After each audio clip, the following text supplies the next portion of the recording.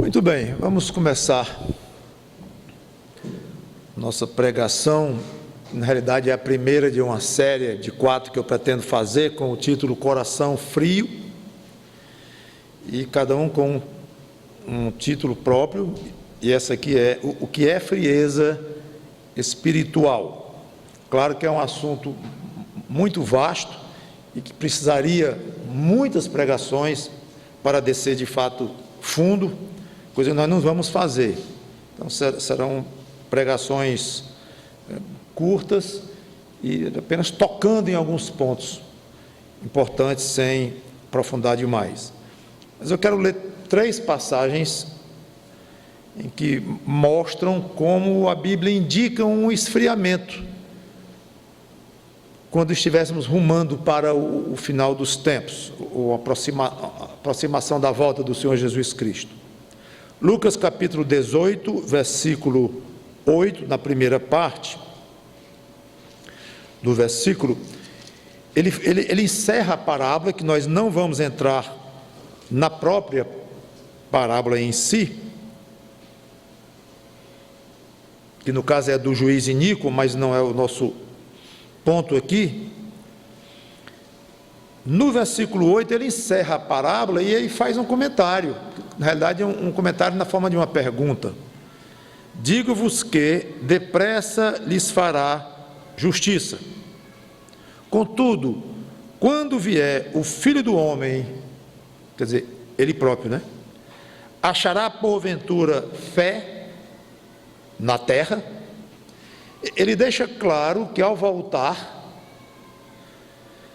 a fé vai ser um produto escasso na terra. A maioria não terá fé, e os poucos que terão, dentre eles muitos terão a fé fraca. 1 Timóteo capítulo 4, versículos 1 e 3, como eu falei, são passagens apenas indicativas de uma situação, eu não vou detalhar cada uma delas. 1 Timóteo capítulo 4, versículos de 1 a 3. Ora, o Espírito afirma expressamente que nos últimos tempos alguns apostatarão da fé. Nos últimos tempos, alguns apostatarão da fé, por obedecerem a espíritos enganadores e a espíritos de demônios, pela hipocrisia dos que falam mentiras e que têm cauterizada a própria consciência, que proíbem o casamento, exigem abstinência de alimentos que Deus criou para serem recebidos com ação de graças pelos fiéis, porquanto conhecem plenamente a verdade. A expressão últimos tempos, tecnicamente, ela pode se referir a todo o período da igreja.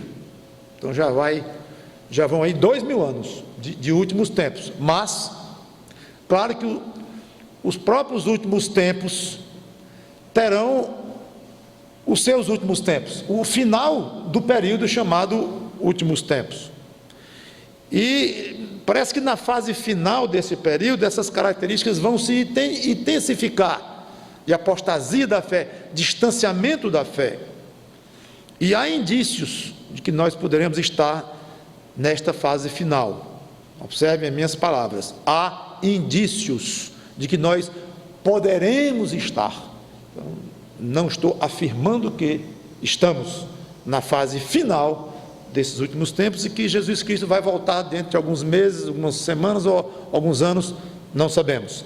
Mas as pistas que nós temos na Bíblia nos levam a avaliar que provavelmente estão chegando os últimos tempos. Mateus 24 e 12, ele próprio falando, o Senhor Jesus Cristo, as passagens aqui escatológicas que ele falou são complicadas, difíceis de se determinar com precisão.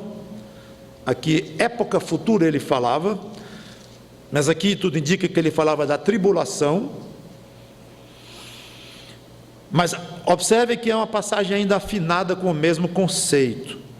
Quando ele diz, Mateus 24, 12, e por se multiplicar a iniquidade, o amor se esfriará de quase todos. Então, o mesmo conceito, o mesmo tom esfriamento no final dos tempos. Então, essas e muitas outras passagens da Bíblia, inclusive passagens que mandam que nós vigiemos, nos alertam para ficarmos sempre prontos para a vinda de Cristo, com muito cuidado. Então, toda esta soma de passagens nos leva a crer que a tendência mesmo será um esfriamento da fé, à medida que se aproxima a segunda vinda de Cristo. Eu não vejo na Bíblia absolutamente o reino de Deus se estabelecendo lentamente na terra, através do aumento do número de convertidos e da qualidade dos crentes, como os pós-milenistas acham assim, que o milênio não será um reino literal, mas ele já vai acontecendo ao longo da história da igreja cristã, que vai cada vez melhorando mais a qualidade dos crentes, e termina Jesus mesmo não estando aqui presente, mas ele reinará sobre uma terra convertida ao final deste milênio figurativo, não exatamente 1000 anos. Então ele voltará já para reinar no estado eterno. Então não vai ter 1000 anos aqui literal. E a parte importante desse pensamento, os puritanos inclusive tinham esse pensamento, infelizmente, que eu pessoalmente acho totalmente fora até da história da igreja cristã. Olha ao redor e você não vai ver absolutamente um mundo ficando cada vez mais cristão, um mundo cada vez com mais qualidades agradáveis a Deus, ao ponto de se notar aqui características que a Bíblia fala que serão características do chamado milênio, em que Cristo estará reinando aqui na terra, totalmente fora. Nós não vemos isto, basta olhar ao redor. Nós não vemos um reavivamento mundial por Cristo. Quando eu digo por Cristo, é pelas Escrituras, o que as Escrituras falam de Cristo, porque quando eu digo por Cristo, talvez até alguns pensem, pastor Mauro está um pouco por fora, ele não anda lendo não sobre o avanço do cristianismo em muitos lugares, até no Oriente, onde antigamente não se tinha nada, ou se tentou fazer, mas nunca se conseguiu, mas agora está se avançando muito, em muitas conversões, em muitos lugares. Se você for atrás e examinar uma qualidade de vida bíblica, do que a Bíblia fala que é cristianismo, do que ela fala de cristão, do que ela ensina sobre o comportamento cristão, você não vai ver um reavivamento mundial absolutamente. Os carismáticos não mostram um reavivamento na minha maneira de ver, ao contrário, cristianismo que valoriza línguas, visões, curas, e que inclusive crê na pena da salvação, esse cristianismo mostra no máximo uma fé muito deficiente, mostra no máximo uma fé deficiente, não é um reavivamento. Um crente forte, ele não exige milagres, curas, sinais, para que a sua fé se fortifique. O cristianismo não é feito disto. O cristianismo não é feito de pessoas que acham que se pecarem aqui gravemente, vão perder a salvação, aí depois tem que recuperar a salvação, aí depois perde de novo a salvação. O que é isto? Isto não é um cristianismo bíblico. Agora, estou dizendo que pessoas que creem nessas coisas nem cristãos são? Não estou dizendo isso. O que eu estou dizendo é que isso mostra, no máximo, uma fé deficiente. Isso eu digo e afirmo, repito. Basta ler as Escrituras. As seitas evangélicas, fundadas por homens aí, cada vez mais ricos, cada um com seus jatinhos, não passam disto. Seitas são empresas religiosas, não são igrejas cristãs. Todas falam em Jesus. Então, num certo sentido, quando se diz, não, o nome no Brasil pelo menos, o nome de Jesus está sendo cada vez mais espalhado, sim, e tal. Mas não importa a ele se o nome dele está sendo divulgado e muito pronunciado e cada vez mais falado, se está em desacordo com as Escrituras. Não interessa a ele, muito ao contrário, com certeza isso é um motivo de irritação e de ira da parte do Cordeiro de Deus. O ecumenismo evangélico mostra desobediência a tudo que a Bíblia ensina, de julgo desigual. Eu não vou aprofundar nisso também. Então o que se vê hoje, que aparentemente é um crescimento da fé evangélica, não é isto. É uma mistura de um cristianismo moda religiosa, de um cristianismo mercadoria, cristianismo mercadológico, um cristianismo falsificado. Claro que existe o verdadeiro cristianismo, é óbvio, e ele vai continuar existindo até Cristo voltar, através de igrejas sérias, igrejas comprometidas, e através de pessoas salvas, espalhadas por igrejas ruins, igrejas falsas, igrejas seitas. Existem pessoas salvas aí dentro, certamente. Isso é cristianismo verdadeiro, individualmente dentro daquela pessoa, sim. Não é o ideal, é que as pessoas deveriam sair lá de dentro. As minhas ovelhas conhecem a minha voz, elas me seguem, deviam sair lá de dentro, mas é outro assunto. Mas o cristianismo mesmo que se pode ver, claro, ele é representado através de igrejas sérias, comprometidas. E mesmo essas igrejas sérias não estão livres, claro, da contaminação de fora e da influência que esse cristianismo torto, aleijado, falsificado produz dentro de igrejas sérias. E tudo isso sugere que estamos próximos dos finais dos tempos. Sugere, não mais do que sugere. Então, mesmo as igrejas sérias estão sofrendo de um mal perigoso e altamente prejudicial à vida cristã. Frieza de coração, característica que claramente é ensinada na Bíblia como dos últimos tempos, ou do final dos últimos tempos. Então eu quero ver com vocês noções de um coração frio hoje. Na próxima pregação sobre o assunto, como identificar um coração frio, especialmente no início do processo. Causas de um coração frio, a terceira, e a última, esquentando o coração. O que é um coração frio? De uma maneira bem simples e direta, desinteresse por Deus. E, consequentemente, pelas coisas de Deus. Vamos a 2 Crônicas, capítulo 25, versículo 2, tem uma frase lá, que expressa bem esse conceito. Sobre o rei Amazias de Judá, mais ou menos 800 antes de Cristo. 2 Crônicas, capítulo 25, versículo 2, diz assim. Eu posso ler só um versículo, não vou desenvolver não. Fez ele, esse rei chamado Amazias, o que era reto perante o Senhor. Bonito, né? Mas o final da frase diz: não, porém, com inteireza de coração. Que pena, que pena. Amazias dedicou um pedaço do coração a Deus.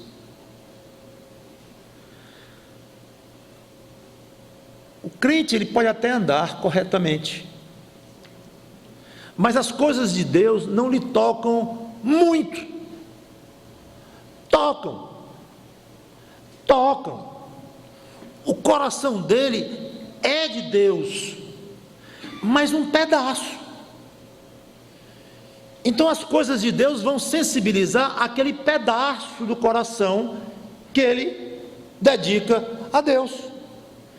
Então, se esse pedaço é 90%, ele vai ter um coração bastante sensível às coisas de Deus.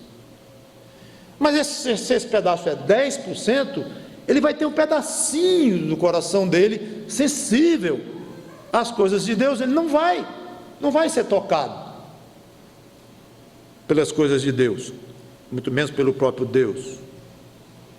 Ele procura orar, pesa no coração dele: rapaz, faz tempo que eu não oro, vou orar. Aí ele vai, aí heroicamente tira um tempo para orar, consegue na sua rotina complicada de vida, porque todo mundo hoje tem rotina complicada de vida, ele consegue então tirar um tempo para orar. Aí se prepara, aí começa aquela oração, finalmente, depois de 2 minutos, voltou ao assunto. No menos vi, eu já disse, em nome de Jesus, amém. Acabou a minha oração. Mas eu vou dizer o quê? Aí ele vai descobrir que não sabe mais orar, não tem o que orar, não tem assunto. Você já viu pessoas com as quais você não tem muito assunto? Pessoa até boa, gente fina e tal, mas você não tem muito assunto com a pessoa. Tem outros que você encosta e conversa 2 horas, mas tem alguns que você não consegue puxar a conversa. Um crente que está esfriando espiritualmente, ele não consegue puxar a conversa com Deus, não tem muito jeito diante dele, não tem muita graça.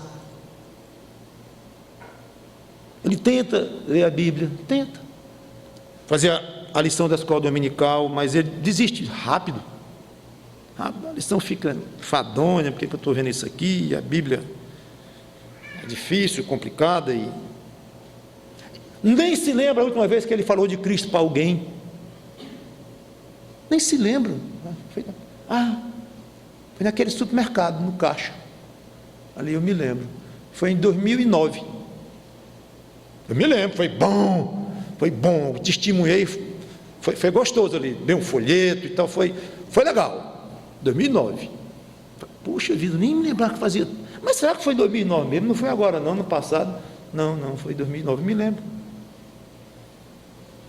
Não tem muita importância para ele se o culto tem muito ou pouca gente, se os irmãos estão vindo ou não estão vindo, tanto faz para ele, ele próprio é um. Se a mensagem foi boa, foi ruim, talvez mais importante, se a mensagem foi curta. Se a igreja está crescendo, ou se a igreja está estagnada. Há quanto tempo Deus não converte uma pessoa na minha igreja? Puxa vida, Senhor, o que está acontecendo? Não, tanto faz. Pode até aceitar uma tarefa na igreja, se for preciso, mas sem graça. E por qualquer motivo, ele entrega o cargo dele, ou falta, faz de uma maneira meio assim, meio mais ou menos. A falta de interesse gera a desmotivação, ele não sente vontade de se envolver, ele não tem interesse em Deus, muito, nem nas coisas de Deus, não. Tem uma história interessante em 2 Reis, capítulo 13, que o profeta Eliseu se zangou, e deu um carão, mas não foi no vizinho dele não, foi no rei de Israel.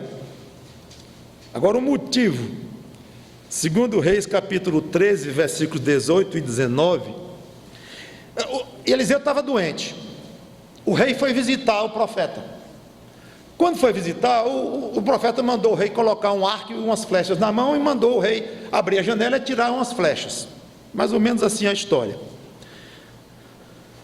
Versículo 17, e disse, abre a janela para o oriente, e o rei abriu. Disse mais Eliseu, atira, e ele atirou, prosseguiu, flecha da vitória do Senhor, flecha da vitória contra os sírios, porque ferirás os sírios em Afeque até os consumir.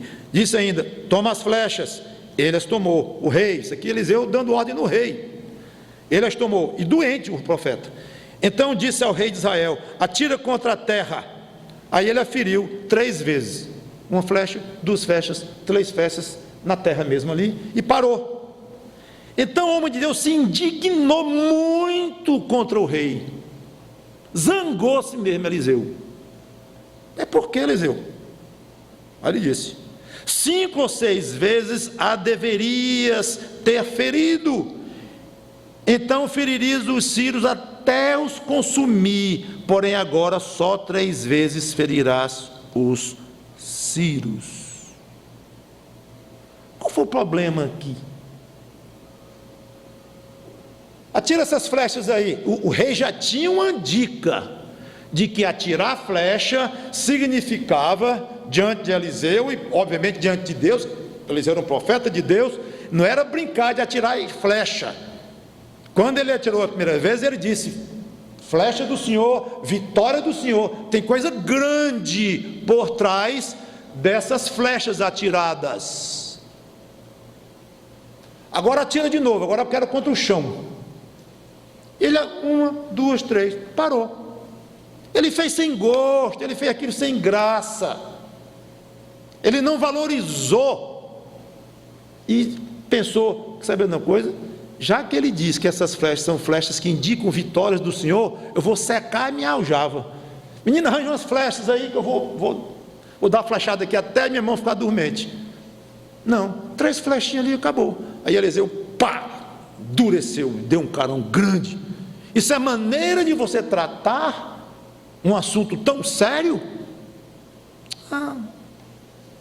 3 está bom. Então o crente, ele pode ter uma certa disposição para as coisas de Deus, mas sem desafio. 3 flechinhas estão boas. E a falta de interesse, que gera a falta de motivação, aí gera o desânimo. Ele não se dispõe, ele não tem energia para se envolver. Josué capítulo 18, versículo 3. Josué repreendeu alguns da tribo de Judá, alguns das tribos de Israel, das 12 tribos que Deus dividiu a terra entre as tribos, e cada um devia tomar conta da sua terra, chegando na terra prometida, vindo de 40 anos pelo deserto. Então em Josué 18, 3, no 2 diz: dentre os filhos de Israel ficaram 7 tribos que ainda não tinham repartido a sua herança, quietos, só curtindo ali o acampamento, ficando quietos, porque era duro conquistar essa terra, que inclusive às vezes envolvia guerra contra os que estavam lá. Disse Josué aos filhos de Israel: até quando sereis remissos? Remissos é faltosos. Até quando sereis remissos em passagens para possuir a terra que o Senhor Deus de vossos pais vos vendeu a um preço barato? É isso que tem aí? Deus deu a terra para vocês, e vocês não se dignam nem entrar e tomar conta desta terra. Será possível? Vocês querem o quê? E essa pergunta é fantástica para o crente, especialmente aquele que está esfriando ou frio espiritualmente. Pensar: você ganhou uma salvação, você ganhou dons do Espírito Santo, você ganhou uma posição absolutamente espetacular, agora como uma nova criatura, como estamos explicando nas mensagens de noite, e você não se aposta, você não passa a viver uma vida cristã dentro de um território que Deus lhe deu para você mostrar o seu brilho, mostrar a sua força como um crente, mostrar a sua influência neste mundo. Você fica aí e não se aposta nem do que foi dado, mas é porque ele não tem energia, não tem pique, como se diz, pique pela luta espiritual, pelas atividades do trabalho de Deus. O crente assim, ele nem lembra que está numa guerra, nem lembra. Quando fala em guerra, ele pensa logo ali no Iraque, Irã e Oriente Médio e tal, guerra. Não, mas peraí, quem está envolvido numa guerra sou eu, uma guerra espiritual, 1000 passagens que mostram isto. Ele não encara a vida assim. Ele é um soldado que tem que lutar até ir para o céu. Ele torna-se quase um estranho no ninho, nos meios cristãos, na sua própria igreja. Ele vira um mero observador. A Bíblia pesa 20 quilos na mão dele. As orações desaparecem da sua vida. É uma tristeza. A falta de motivação, de interesse, de ânimo, pode terminar gerando um certo desprezo pelas coisas de Deus. quando se aprofunda a frieza espiritual. Há uma famosa passagem em Apocalipse, em que Jesus Cristo, o próprio Jesus Cristo, elogia uma igreja e depois diz uma frase que é de cortar o coração. A acusação que ele faz contra esta igreja, Éfeso, Apocalipse capítulo 2, versículos de 2 a 4.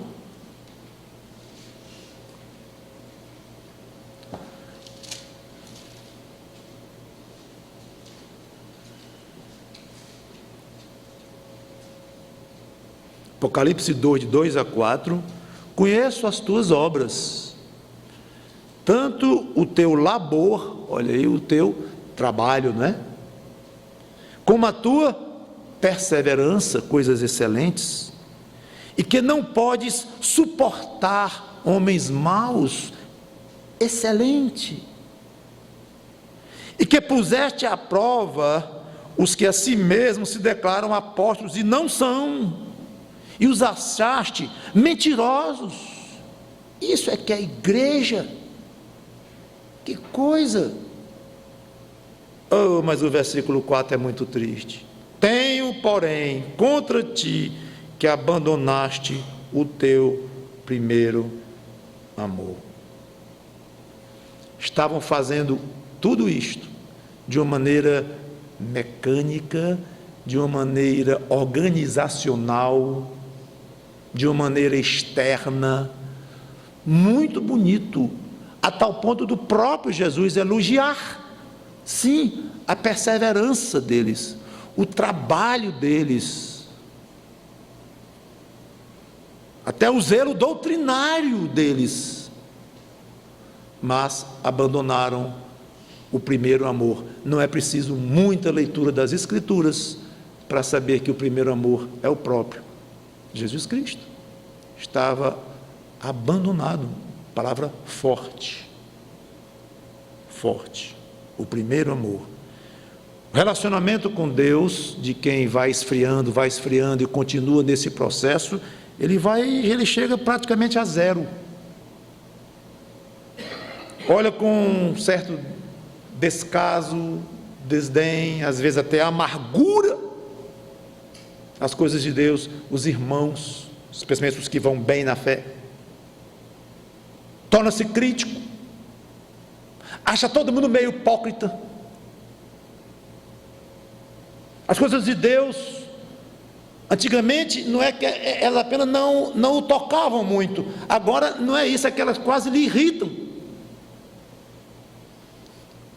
Lê a Bíblia, não entende, acha ruim. Ouve uma pregação, não entende bem e acha ruim. E o irmão dá a menor pista para alguma coisa, critica o irmão, critica igrejas inteiras, se sente meio vítima. Então ele ou ela passa a ter uma atitude meio, como se usa na expressão popular, olhando de banda para as coisas de Deus.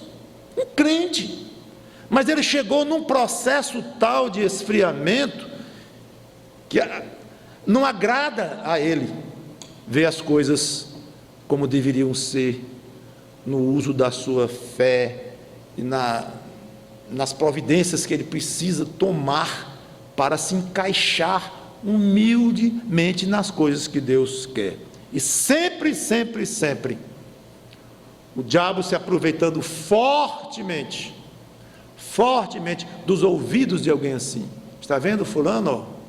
Ó? Ele diz isso aqui, ó, descobri um podre nele, finalmente. Eu sabia, porque tem que ser assim.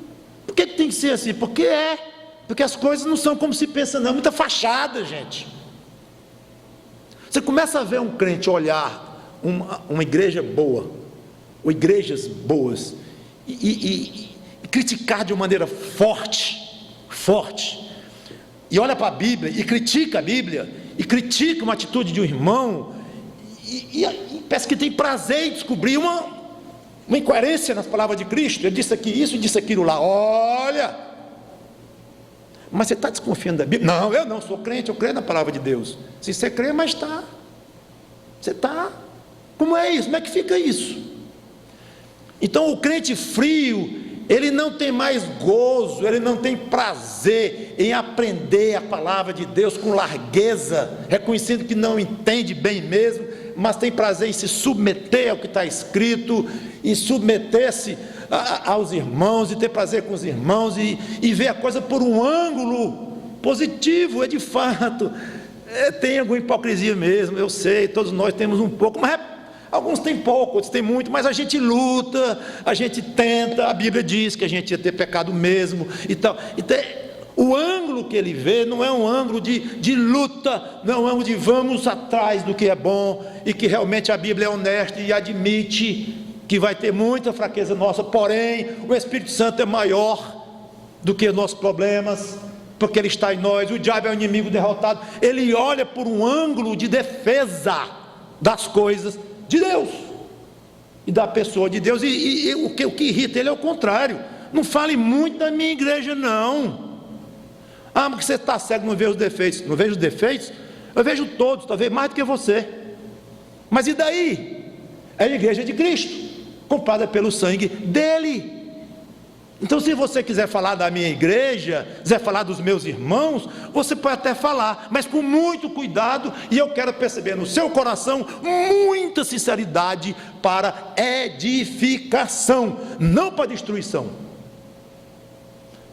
Este é o ponto.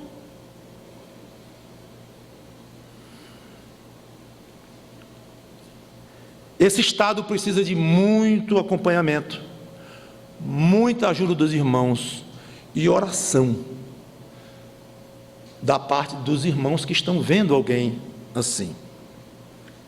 E quanto ao próprio irmão ou irmã que passa por um processo desse, que não são poucos, o ideal, claro, é que o irmão nunca chegue a esfriar. Vamos comentar isso numa mensagem da série, outra.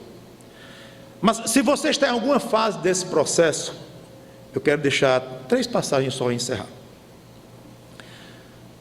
Deixe-se exortar pela própria Bíblia. 2 Coríntios 4, 16 a 18. 2 Coríntios 4, 16 a 18.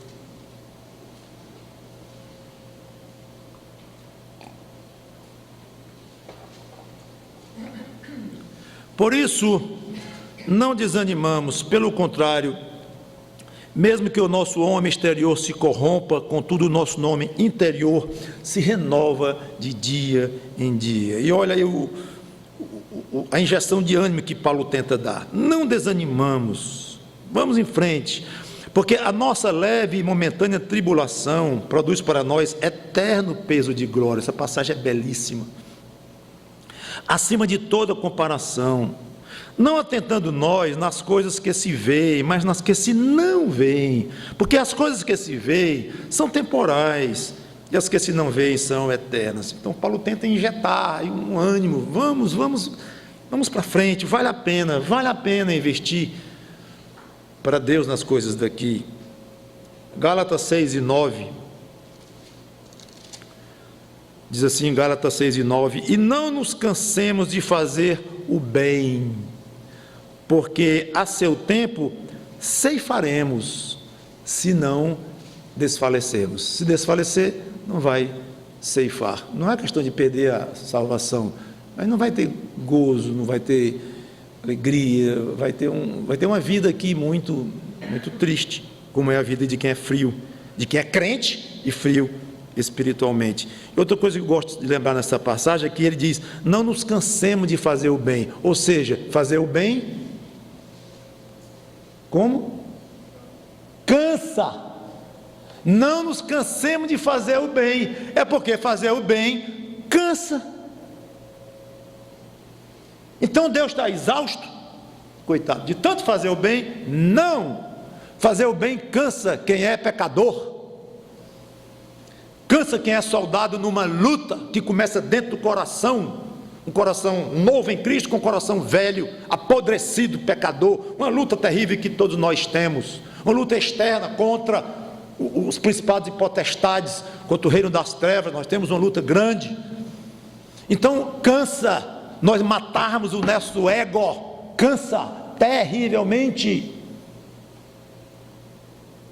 Jogar água fria nas nossas ambições, nas nossas imoralidades internas, nas nossas tendências de fazer o mal, isso cansa essa luta. Não cansa o Senhor Jesus Cristo fazer o bem? Claro. E quanto mais o crente se torna parecido com Ele, menos o crente cansa. Certamente, mas ele se agrada de fazer as coisas de Deus. Ao ponto de alguns dizerem, que eu não concordo, que o crente pode chegar à perfeição aqui na terra, sem pecado algum. Que eu não concordo absolutamente. Mas, com certeza, se consegue um grau de santificação em que as lutas vão ficando até mais agradáveis no certo sentido, e o crente voa com asas como águia, como o profeta diz. E a solução que Cristo deu para a igreja de Éfeso, eu parei no versículo 4, eu tenho contra ti que abandonaste o primeiro amor, quer dizer, abandonaste a mim mesmo. Senhor, o que alguém que te abandonou deve fazer? Alguém que está frio, volta, Apocalipse 2 e 5 está lá a solução que ele deu. Então eu estou dando duas soluções. A primeira, você se animar pela própria Bíblia, se deixar exortar pelas dezenas, centenas de passagens que existem sobre o ânimo que nós devemos ter, e olhando de maneira bem direta, a solução dele, Apocalipse 2 e 5, lembra-te, pois, de onde caíste, e arrepende-te, e volta à prática das primeiras obras. Senão, venho a ti e removerei do seu lugar o teu candeeiro, caso não te arrependas. Aqui falando com a igreja, e não vou explicar esse detalhe aqui. Com certeza não é a pena da salvação. Mas de uma igreja local ela pode se acabar, e muitas igrejas locais se acabam, de fato. Então, onde é que eu comecei a entortar na minha comunhão com Deus, no meu distanciamento? Onde foi? Pensa, reflete. E eu gosto desta palavra quando eu vejo palavra essa cada vez menos usada pelos pregadores modernos, cada vez menos, especialmente pregadores que querem encher suas igrejas. Essa palavrinha é muito antipática para ser pronunciada, porque quer agradar multidões e dizer que sua igreja tinha 500 membros, agora tem 1000, agora tem 2000. A palavra é arrependimento, que é uma palavra crucial na vida cristã, para a conversão em primeiro lugar, e depois, ao longo da conversão, mesmo já como crente, se arrepender, não mais para perdão dos seus pecados, para efeito de vida eterna, mas para a comunhão, o dia a dia com Deus. Arrepende-te e trata isso com Deus. Termino com uma passagem chocante, e cada um pense e aplique para si mesmo. Jeremias 48 e 10. Chocante.